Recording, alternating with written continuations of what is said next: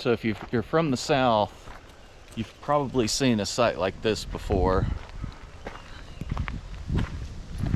These bamboo forests, bamboo patches. So this one probably started off with maybe a little patch about like this right here on the corner, and it has spread maybe about 100 yards that way and another 100 yards that way.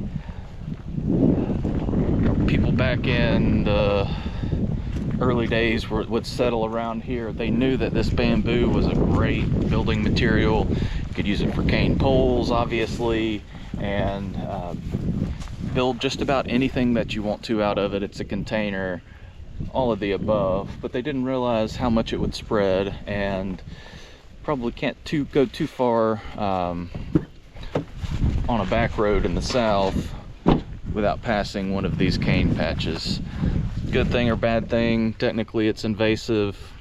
At this point, they're here to stay, kind of like kudzu, but I think we might as well use it instead of trying to fight it at this point.